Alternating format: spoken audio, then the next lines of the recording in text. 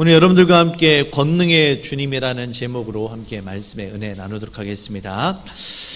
우리 모두는 하나님의 크신 은혜와 그 능력이 우리들의 삶 가운데 나타나기를 누구나 모두 다 사모합니다. 저 또한 모두가 함께 기도하는 것이 우리 성도님들의 삶 가운데 우리 권능의 주님이 가득히 임하시기를 정말 간절히 기도하고 이렇게 축원하고 있습니다. 근데 문제는 우리가 모두가 똑같이 다 그렇게 원하고 있지만 모든 사람들이 하나님의 은혜와 하나님의 능력과 기적과 이사로 가득한 그런 삶을 살아가고 있느냐, 냉정하게 봤을 때 모두가 그러지는 못한 것 같습니다. 아무리 같은 환경이라 할지라도 어떤 사람들은 하나님의 능력을 경험하며 은혜 가운데 살아가게 되어지지만 그렇지 못한 분들도 있더라는 거죠. 왜 이와 같은 차이가 있을까? 제가 정말 곰곰이 생각을 해봤습니다. 저도 그런 생각들 많이 해봤거든요. 왜 저분들의 삶 가운데 주님의 능력이 나타나는데 난 이렇게 애쓰고 노력하는데 나의 삶 가운데는 왜 하나님의 능력이 나타나지 않을까? 하나님 너무 불공평한 거 아닙니까? 내가 이렇게 애쓰고 노력하는데 하나님 정말 최소한 좀 제 애쓰는 마음이라도 좀 알아주셔야죠. 이런 속상하고 답답한 마음이 저만 있었던 건 아닐 겁니다. 여러분들도 분명히 있으셨을 거예요. 왜 그럴까? 분명한 것은 우리가 모두 다 같은 하나님을 믿는다라는 겁니다. 기적을 경험하고 능력을 경험한 분들이 믿는 하나님과 그렇지 못하신 분들이 믿는 하나님이 결코 다르지 않아요. 같은 분이세요. 같은 하나님이신 거죠. 또한 우리는 같은 말씀을 믿습니다. 같은 성경을 믿습니다. 우리가 읽는 성경과 능력 가운데 살아가시는 그분들이 읽는 성경이 결코 다르지가 않아요. 같은 성경이죠. 같은 하나님, 같은 성령님, 같은 성경, 같은 믿음을 가지고 있습니다. 뿐만 아니라 우리 인생에서 만나는 문제 또한 사실 별반 큰 차이가 없어요. 우린 거의 대부분 비슷한 문제들로 어려워합니다. 대부분 어떤 문제로 어려워합니까? 인간관계 문제, 건강 문제, 물질 문제, 자녀 문제, 직장 문제. 물론 좀 개인의 차이는 있을 수 있어요. 하지만 제가 깨닫는 것은 뭐냐면요, 더 많이 소유하고 더 많이 가진 사람은 더 많은 고민거리와 더 많은 걱정들이 있다는 겁니다. 회사에서도요, 평사원이 걱정하고 고민하는 것과 회장님이 고민하는 것과 그 종류와 차이 깊이가 얼마나 다를까요? 아무래도 회장님이 더 많은 고민들을 하지 않을까 싶어집니다. 우리가 인생에서 만나는 장애물들은 대부분 비슷비슷해요. 우리 모두 다 같은 하나님을 믿고요, 같은 문제를 만납니다. 그런데 어떤 분들은 하나님의 능력을 경험하고 어떤 분들은 왜 그렇지 못하느냐, 무엇 때문에 이와 같은 차이가 나타나느냐, 제가 정말 고민을 해봤습니다. 고민의 결과 차이가 나는 게 하나 있더라고요. 바로 나 자신이었습니다. 내가, 정말 냉정하게 들릴지 모르겠습니다만 우리 자신이 문제의 그 결과의 차이를 만드는 결정적인 요인이 되는 거예요. 인생의 결핍과 어려움을 만났을 때 이 장애물과 어려움을 나라는 사람이 어떻게 대처하느냐에 따라서 하나님의 능력을 경험하고 그것이 우리들의 삶 가운데 주의 영광을 나타내는 표적이 될 수도 있고, 그 장애물을 만나고 내가 걸려 넘어지고 그것이 함몰되어지고 불평불만으로 가득한 삶을 살아갈 수도 있게 되어진다는 겁니다. 결국은 내가 결정하더라는 거예요.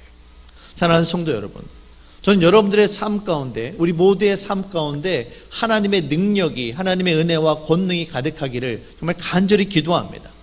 그러기 위해서 우리에게 필요한 것이 무엇일까? 오늘 말씀을 통해서 주님께서 우리에게 요구하시는 것이 무엇인지 함께 살펴보도록 하겠습니다.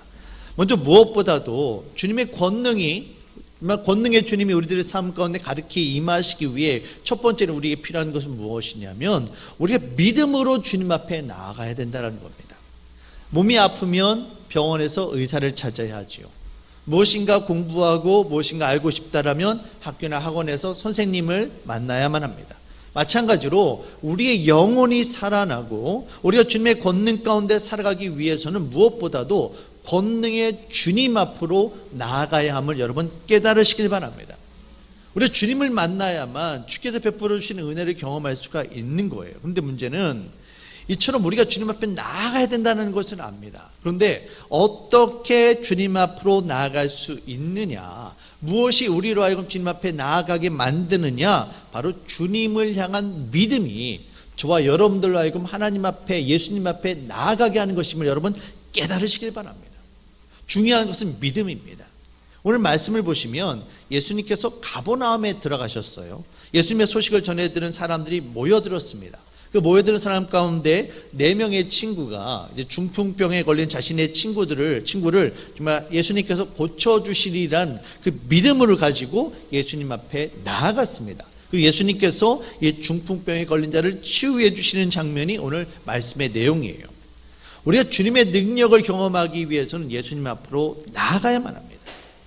오늘 말씀을 보시면 예수님께서 병든 자를 치유하시는 능력을 행하시는 자리에 이처럼 예수님의 능력을 경험한 사람들이 있었는가 하면 그렇지 못한 사람들도 있었다라는 거예요. 대표적인 인물이 누구입니까? 바로 6절 7절에 나오는 서기관들입니다.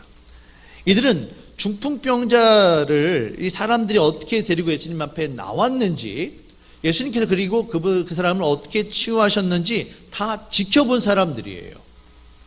하지만 그럼에도 불구하고 그들은 예수님의 능력을 그들 자신은 경험하지를 못합니다. 예수님 앞에 나오지 못하고 예수님을 의심합니다. 자, 7절 말씀 보시면 그들이 이렇게 이야기합니다. 이 사람이 어찌 이렇게 말하는가? 신성 모독이로다. 오직 하나님 한 분 외에는 누가 능히 죄를 사하겠느냐. 지금 서기관들에게는 예수 그리스도를 향한 믿음이 없습니다. 예수님을 향해서 어떻게 당신이 죄를 용서한다고 말을 할 수 있습니까? 그들에게 있어서는, 이 서기관들에게 있어서는 예수 그리스도를 향한 믿음이 없었어요. 예수님께서 능력을 행하시는 자리에 보면 서기관이나 율법학자나 바리새인과 같은 종교 지도자들이 항상 그 자리에 있었습니다. 그들이 예수님의 능력을 보고 듣고 경험을 했습니다. 하지만 보았음에도 불구하고 그들은 참된 것을 보질 못했어요. 예수님의 말씀을 들었음에도 불구하고 그들은 들어야 될 것을 듣질 못한 겁니다. 깨닫질 못합니다. 뿐만 아니라 그들에게는 성경적인 지식이 정말 충분했습니다. 여러분, 서기관들이 뭐 하는 사람들입니까? 하나님의 말씀을 옮겨 쓰는 사람들이에요. 말씀을 관리하는 사람들입니다. 율법학자는 어떤 사람들입니까? 율법, 하나님의 말씀을 다른 사람들에게 가르치는 사람들입니다. 바리새인들은 어떤 사람들입니까? 율법을 지키기 위해 열심히 사람들이었어요. 그들에겐 성경적인 지식이 정말 충분했습니다. 하지만 그렇다고 해서 이와 같은 성경 지식이 그들로 하여금 예수님을 향한 믿음으로 이끌었느냐? 그렇지가 못했다는 겁니다. 신앙적인 경험이나 지식을 생각할 때 어느 누구도 예수님의 능력을 체험할 수 있는, 어느 누구보다도 예수님의 능력을 체험할 수 있는 가능성이 높은 사람들이 바로 이 서기관들이었고 율법학자였고 바리새인들이었습니다. 하지만 그럼에도 불구하고 그들은 예수님의 능력을 경험하지 못합니다. 예수님을 향해서 하나님의 아들이시며 온 세상을 향한 메시아임을 그들은 깨닫지 못합니다. 왜 그렇습니까? 그들에게는 주님을 향한 믿음이 없었기 때문입니다. 사랑하는 성도 여러분, 우리가 주님 앞으로 나아가길 바랍니다. 우리 정말 온전한 믿음으로 주님 앞에 나아가야 되는데 우리 머리로는 예수님 앞으로 나아가야 되지 하고 압니다. 우리 입술로는 목사님, 제가 열심히 기도하기로 했어요. 제가 정말 예배도 잘 드리고요, 말씀도 성경도 말씀 보고요, 기도하기로 결심을 했습니다. 주변 사람들이 얼마든지 말은 잘합니다. 근데 문제는 실제로 내가 그렇게 움직이느냐, 아니면 그 자리에 그대로 주저앉아 있느냐에 따라서 너무나도 큰 차이가 나타나더라는 겁니다. 여러분, 무엇이 저와 여러분들 하여금 예수님 앞에 나아갈 수 있도록 만들어줍니까? 그것이 바로 믿음임을 여러분 깨달으시길 바랍니다. 살아있는 믿음이 바로 참된 믿음입니다. 저와 여러분들 하여금 움직이게 만드는 믿음이 참된 믿음임을 여러분 깨달으시길 바랍니다. 성경은 행함이 없는 믿음은 죽은 믿음이다 라고 말하며 우리에게 움직일 것을 요구합니다. 어떤 분들은 이렇게 이야기하세요. 목사님, 저는 아직 믿음이 약해요. 저는 믿음이 부족해요. 저에겐 그런 믿음이 없어요. 제가 믿음이 생기면 그때 그렇게 할게요. 이렇게 말씀하시는 분들의 그 심정은 제가 충분히 이해가 갑니다. 아직 자기 자신을 바라볼 때 부족하고 연약해 보일 겁니다. 하지만 죄송합니다만 그렇게 말씀하시는 분들은 믿음에 대해서, 하나님의 권능에 대해서 잘못 생각하고 계시는 거예요. 오해하고 계시는 겁니다. 내게 그런 믿음이 있으면 내가 그렇게 하겠다라는 생각은 철저하게 나 중심의 사고방식입니다. 이 믿음이 내 믿음이라는 생각인 거예요. 내 믿음을 가지고 내가 행한다라고 생각하기 때문에 그렇게 말씀을 하는 겁니다. 성경은 믿음의 주인이 누구라고 합니까? 우리가 아니라 예수님이라고 말씀하세요. 단지 우리에게는 작은 믿음이 있을 뿐이에요. 겨자씨 같은 작은 믿음이 있을 뿐이에요. 여기에 우리가 순종함으로 반응할 때 이 믿음이 완전해지고 이 가운데 하나님의 역사하시는 것이지, 우리가 어떤 큰 믿음을 소유해서 어떤 큰 믿음의 대단한 사람이기 때문에 이와 같은 일을 하는 것이 결코 아니다라는 겁니다. 야고보서 2장 22절 말씀을 보시면 이렇게 성경은 우리에게 이야기합니다. 내가 보거니와 믿음이 그의 행함과 함께 일하고 행함으로 믿음이 온전하게 되었느니라. 믿음이 있습니다. 그런데 무엇이 우리의 믿음을 온전케 합니까? 행함이 우리의 믿음을 온전케 한다는 이야기예요. 그 말은 행함으로 우리의 믿음이 온전해지기 전에 우리의 믿음이 부족하다라는 거예요. 연약하다라는 거예요. 우리의 믿음이 비록 작은 것이라 할지라도 그것에 순종이라는 행함이 더해질 때 그때 온전해지게 되어지는 겁니다. 온전한 믿음을 갖추고 난 이후에 그때 행하겠다라는 것은 나의 교만인 거예요. 히브리서 12장 2절 말씀을 보시면 믿음의 주여 또 온전하게 하시는 이인 예수를 바라보자. 우리 믿음이 내 것이 아니라 바로 예수님의 것이다. 주님이 우리에게 믿음을 주시는 것이다 라고 분명하게 이야기하고 있습니다. 고린도전서 12장 3절도 마찬가지입니다.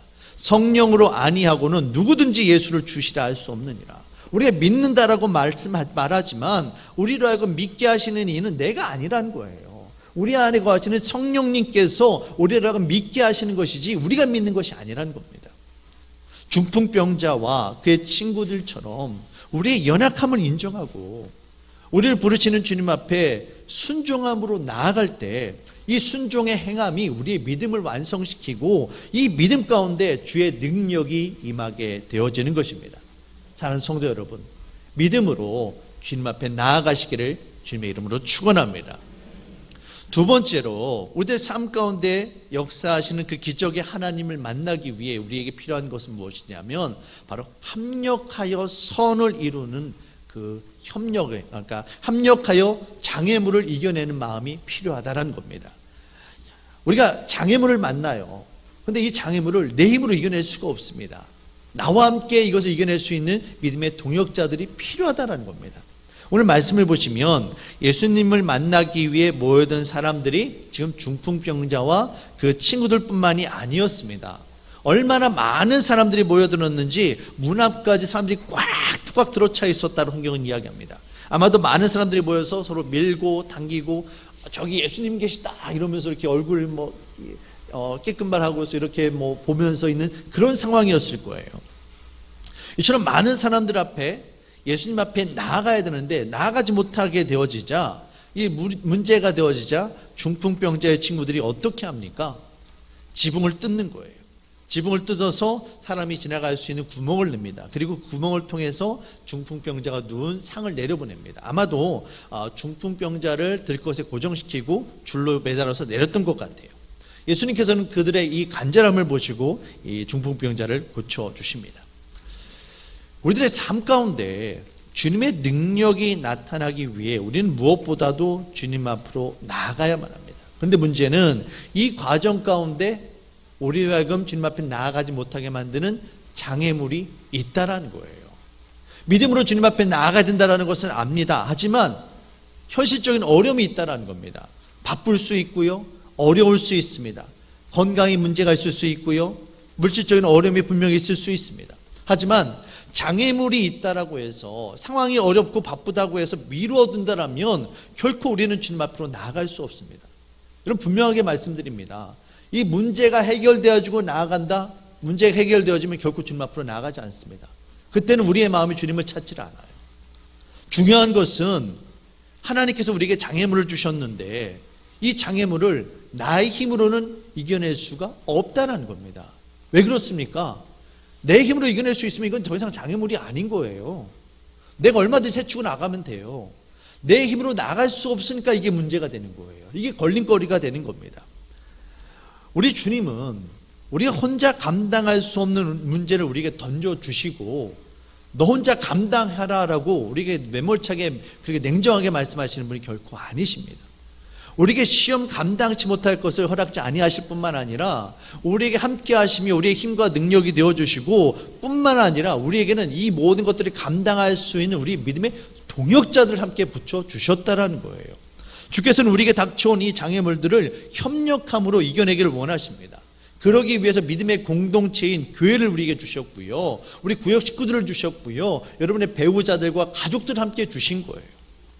오늘 말씀을 보시면 이 중풍병자가 예수님 앞으로 나아갈 때 장애물이 있습니다. 그런데 중풍병자가 한 것은 아무것도 없어요.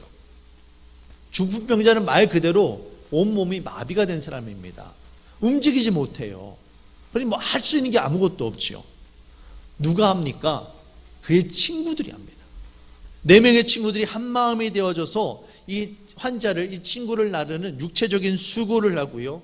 그 모인 사람들이 해집고 지나가는 불편함을 감수하고요. 무엇보다도 그 지붕을 뜯어내면서 남의 집을 지붕을 뜯은 거예요. 그 집주인이 얼마나 욕을 했겠습니까? 얼마나 불평불만을 했겠습니까? 그 물질적인 수고도 이 친구들이 다 감당하는 겁니다. 그 피해 보상 다 감당을 했을 거예요. 왜 그렇게 했느냐가 중요합니다. 왜 그렇게 했습니까? 4명의 친구들이 만약에 어느 누구도 하나 사람이라도 다른 마음을 품었다라면, 그들이 같은 마음이 되지 않았다라면 결코 이런 일이 일어날 수가 없었다라는 겁니다. 우리 주님은 불가능이 없으신 능력의 하나님이십니다. 하지만 그 불가능이 없으신 주님께서 당신의 능력으로 그냥 갑자기 턱하니 역사하시는 것이 아니라 그 자리에 보면 항상 언제나 함께 마음을 함께하고 같이 마음을 나눈 믿음의 사람들을 함께 붙여주시더라는 거예요. 성령 하나님께서 주시는 영적인 감동 앞에 서로가 서로를 향해서 불쌍히 여기고 서로가 긍휼히 여기는 마음으로 한 마음 한 뜻이 되어져서 움직여지게 되어질 때 우리의 믿음의 공동체 가운데 주의 능력이 임하게 되어짐을 여러분 깨달으시길 바랍니다. 로마서 8장 28절 말씀입니다. 우리가 알거니와 하나님을 사랑하는 자 곧 그의 뜻대로 부르심을 입은 자들에게는 모든 것이 합력하여 선을 이루느니라. 하나님은 오늘도 우리의 가정과 우리의 교회를 통해 주의 권능을 나타내기를 원하십니다. 때로는 우리의 식구들, 우리 구역 식구들 인간적인 마음으로 미울 때 있어요. 섭섭할 때 있어요. 서운할 때 있어요. 하지만 그럼에도 불구하고 서로가 함께 연약함을 나누고 함께 사랑의 마음을 나누고 함께 중보하고 함께 기도하고 함께 마음을 모을 때 주의 권능이, 주의 능력이 우리의 삶 가운데 임하게 되어지는 것입니다. 마지막으로 3번째, 권능의 주님을 경험하기 위해서는 무엇보다도 우리의 내면의 영적인 질서가 회복되어야만 합니다. 영적인 질서가 회복되어짐으로 말미암아 세상의 물질적인 문제를 바라보는 것이 아니라 권능의 주님을 바라보는 삶의 우선순위가 바로 세워져야만 돼요. 우리가 오늘 말씀을 보시면 지금 4명의 친구가 가지고 온 문제는 뭐냐면 그들의 사랑하는 친구가 중풍병에 걸렸다라는 육신의 문제였습니다. 육적인 문제였죠. 하지만 예수님의 관심은 중풍병이라는 육신의 문제가 아니었습니다. 더 중요한 문제가 있었습니다. 그것이 무엇입니까? 중풍병자 안에 있는 죄의 문제가 훨씬 더 중요한 문제였어요. 마가복음 2장 5절 말씀입니다. 예수께서 그들의 믿음을 보시고 중풍병자에게 이르시되, 자, 친구들이 열심을 다해서 그 친구를 예수님 앞에 데려놨습니다. 그들의 믿음이 대단해요. 함께 한 마음 한 뜻이 되었어요. 그럼 예수님께서 자, 이제 네가 일어나라, 병 고침 받아라, 이렇게 말씀하시면 될 텐데 갑자기 예수님께서 병에 대한 이야기를 하시는 것이 아니라 작은 자야 내 죄 사함을 받았느니라, 죄에 대한 이야기를, 영적인 이야기를 하고 계시는 거예요. 우리 인간은 눈에 보이는 현실의 문제, 육체의 문제를 더욱더 중요하게 여깁니다. 그게 더 급하게 여기지는 거죠. 그래서 중풍병이라는 육체적인 문제를 가지고 주님 앞에 나왔습니다. 그런데 예수님은 중풍병에 대한 말씀을 하시는 것이 아니라 죄의 용서함을 받아라 라고 하면서 선언을 하세요. 지금 예수님에게 있어서 진짜 중요한 아픔, 진짜 고침받아야 되고 진짜 중요한 문제가 뭐라는 이야기입니까? 중풍병이 아니라 영적인, 이 죄라는 영적인 문제다라고 말씀을 하고 계시는 거예요. 여러분, 오해하시면 안 됩니다. 잘 들어주세요. 우리의 삶 가운데 어떤 어려움이 찾아오는 것이 죄 때문일 수는 있습니다. 죄로 인해서 영적인 질서가 흐트러져서 그로 인해서 그런 결과들이 올 수도 있어요. 하지만 모든 것이 다 죄 때문이다, 모든 것이 영적인 질서가 무너져서 그렇게 된 것이다라고 함부로 말하면 안 됩니다. 큰일 납니다. 병들고 아프고 암에 걸린 모든 사람들이 죄 때문에 그렇게 된 것이다, 이렇게 성경은 이야기하지 않습니다. 당시 사람들은요, 선천적인 장애가 있거나 인생의 큰 문제를 만나게 되면 그것이 그 부모의 죄 때문이거나 아니면 그 사람의 죄 때문이다라고 이렇게 생각을 했어요. 예를 들어서 누가복음 13장 말씀을 보시면 예수님 당시에 실로암 연못에 있는 망대가 무너졌습니다. 그래서 무너져가지고 그 사고로 18명이 안타깝게 죽게 된 사건이 있었어요. 사람들은 이 18명의 사람들이 다른 사람들보다 더 죄가 많아서 이처럼 비참하게 죽게 된 것이다라고 함부로 비난하고 함부로 정죄하고 말을 했습니다. 이제 거의 1주년이 다가오는데요. 작년 10월 말 11월 이쯤에 이태원에서 아주 끔찍한 사고가 있었지 않습니까? 그때 너무나도 많은 사람들이 너무나도 쉽게 그 청년들이, 그 안타까운 생명들이 죄의 현장에 있었기 때문이다, 그렇게 함부로 말하는 사람들이 솔직히 있었습니다. 근데 누가 그렇게 함부로 말할 수 있습니까? 오늘 말씀에서 성경에서 예수님은 그게 아니다라고 이야기하십니다. 누가복음 13장 4절에서 5절 말씀입니다. 이 실로암 망대 무너진 사건에 대해서 예수님께서 이렇게 말씀하시는 거예요. 실로암에서 망대가 무너져 치어 죽은 18사람이 예루살렘에 거한 다른 모든 사람보다 죄가 더 있는 줄 아느냐? 너에게 이르노니 뭐라고 말씀하십니까? 아니라, 아니다. 너희도 만일 회개하지 아니하면 다 이와 같이 망하리라. 당시 사람들은 어려움 당한 사람들을 향해서 너희가 죄를 지어서 그렇게 된 것이다라고 함부로 정죄하고 비난했습니다. 하지만 예수님의 말씀은 그렇지가 않다라는 거예요. 어려움 당한 사람들을 향해서 너희가 그런 일을 당한 것은 죄 때문이다라고 함부로 말하지 말라는 거예요. 너희도 다 똑같은 죄인이다라는 겁니다. 너희들의 삶 가운데 누구에게나 이와 같은 어려움의 문제가 찾아올 수 있다. 오히려 너희에게 그런 일이 다가오지 않은 것을 감사해라. 정말 중요한 것은 이와 같은 삶의 문제가 아니라 너희가 죄인임을 깨닫고 예수님 앞에 나아가서 죄 용서함 받고 하나님의 자녀가 되고 구원의 은혜를 누리는 것이다, 바로 이 말씀을 하고 계시는 겁니다. 당시 사람들이 이 재난과 질병이 모두 다 죄 때문이다라고 생각하고 있을 때였습니다. 그럼 지금 중풍병에 걸린 이 사람은 자기의 몸이 아파요, 힘들어요, 움직이지 못해요. 이걸 생각하면서 내가 얼마나 죄인이기에 하나님 앞에 이렇게 벌을 받나, 항상 이 생각으로 그 사람이 눌려 살았다라는 거예요. 얼마나 힘들었을까. 그래서 이 중풍병자를 향해서 예수님께서 뭐라고 말씀하십니까? 작은 자야, 작은 자야. 이 말씀은 예수님이 이 중풍병에 걸린 사람을 불쌍히 여기시는 거예요. 치근히 여기시는 거예요. 얼마나 힘든 일이라고 부르시는 겁니다. 그러면서 너 스스로 죄 때문에 이렇게 아프고 힘들다라고 얼마나 자책하고 저주하며 비참한 삶을 살아왔느냐. 이제 그 아픔에서 벗어나라.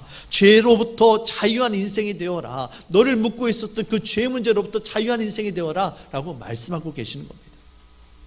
사랑하는 성도 여러분, 우리가 믿는 주님은, 우리 하나님은 문제보다 크신 주님이심을 여러분 믿으시길 바랍니다.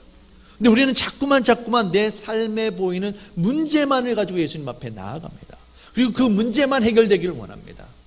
하지만 그 문제가 해결된다라고 해서 또다시 그와 같은 문제가 반복되지 않으리란 보장이 누가 그 보장을 할 수 있겠습니까? 똑같은 문제는 계속해서 일어납니다.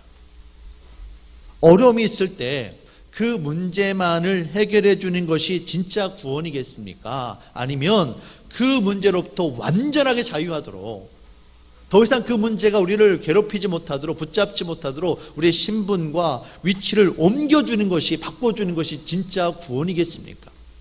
사랑하는 성도 여러분, 우리 주님께서는 저와 여러분들로 하여금 세상에 속하여 세상의 문제에 붙잡힘 되어져서 그렇게 살아간 사람이 아니라 하나님께 속한 사람이 되어져서 이 땅의 모든 어려움과 문제로부터 완전히 자유한 그런 완전한 구원의 은혜를 누리게 하심을 여러분 깨달으시길 바랍니다. 여전히 우리들의 삶 가운데 문제가 일어날 거예요. 하지만 예수님에게 속한 사람은 더 이상 그 문제로부터 어려움을 당하지 않습니다. 예수님께서 기도에 대해서 가르쳐 주실 때 세상에 속한 자들처럼 무엇을 먹을까, 무엇을 마실까, 무엇을 입을까 염려하지 말라라고 말씀하십니다. 그러면서 무엇을 구하라고 말씀하십니까? 마태복음 6장 32절 33절입니다. 이는 다 이방인들이 구하는 것이라 너희 하늘 아버지께서 이 모든 것이 너희에게 있어야 할 줄을 아시느니라. 그런즉 너희는 먼저 그의 나라와 그의 의를 구하라. 그리하면 이 모든 것을 너희에게 더하시리라. 우리에게 하나님의 나라와 의를 구하는 영적인 질서가 바로 잡혀야 되는 이유가 바로 여기에 있습니다. 세상에 속한 자는 무엇을 먹을까, 무엇을 입을까 계속되는 현실의 문제를 가지고 고민합니다. 하지만 하나님을 아버지로 모시고 살아가는 우리 믿음의 자녀들은 이 땅의 것에 매어 살지 않습니다. 그보다 더 크신 주님의 은혜, 하나님의 임재가 우리의 삶 가운데 가득한 주님의 나라와 그 의를 누리며 살아가는 것입니다. 그러니 이 땅의 것이 더 이상 우리를 좌지우지하지 못하는 거예요. 제가 이 땅의 것들이 필요 없다고 말씀드리는 것이 아닙니다. 하나님과의 영적인 질서가 관계가 바로 잡히고 회복되어지면 이 땅의 것이 있어도 괜찮고 없어도 괜찮은 그런 완전한 자유함을 누리게 되어진다는 겁니다. 오늘 중풍병자에게 예수님께서 이런 말씀을 하세요. 마가복음 2장 9절 11절 말씀입니다. 그리고 고쳐주실 때 주변에 있는 서기관들이 예수님을 향해서 비난의 말씀을 하시자 예수님께서 이런 말씀을 하십니다. 중풍병자에게 내 죄 사함을 받았느니라 하는 말과 일어나 내 상을 가지고 걸어가라 하는 말 중에서 어느 것이 쉽겠느냐. 여러분, 인간적인 관점에서 볼 때 아픈 환자가 있어요. 그 사람을 향해서 당신의 죄가 용서함 받았습니다 라고 말하는 것과 당신의 병이 고침 받았습니다 라고 말하는 것 중에 어느 것이 더 쉬울까요? 제가 예수님이 아니라 인간입니다. 사람입니다.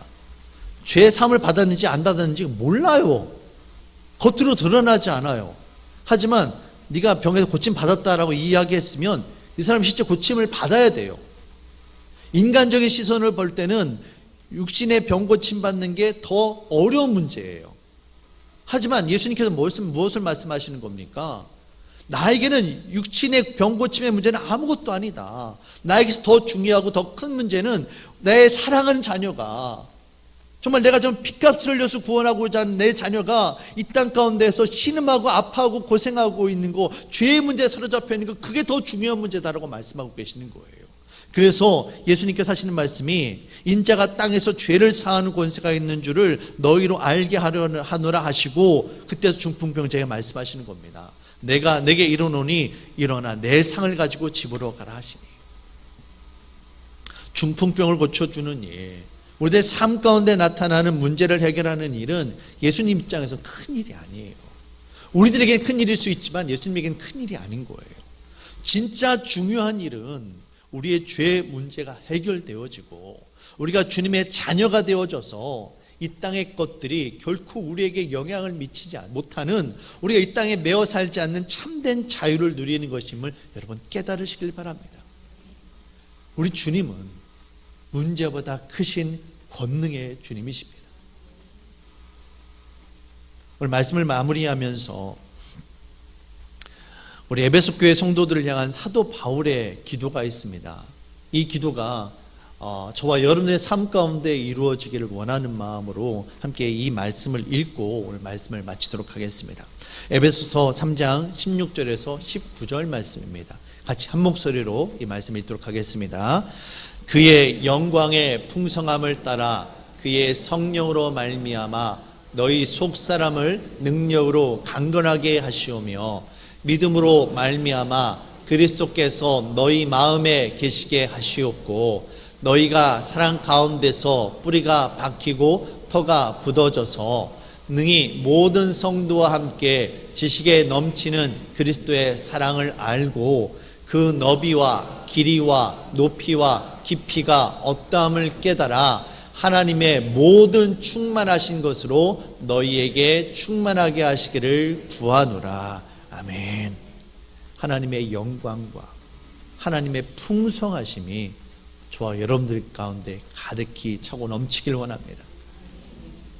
예수님 한 분으로 만족한 인생, 권능의 주님으로 가득한 인생, 주님 앞에 믿음으로 나아가는 인생이 되어질 때 더 이상 세상이 우리에게 문제가 되어지지 않습니다. 오늘도 주께서 우리의 속사람을 강건케 하시며 우리 안에 주님의 충만함이 가득하심으로 말미암아 주의 능력 가운데 이 땅에서 살아가는 저와 여러분들 되어주시기를 주의 이름으로 축원합니다.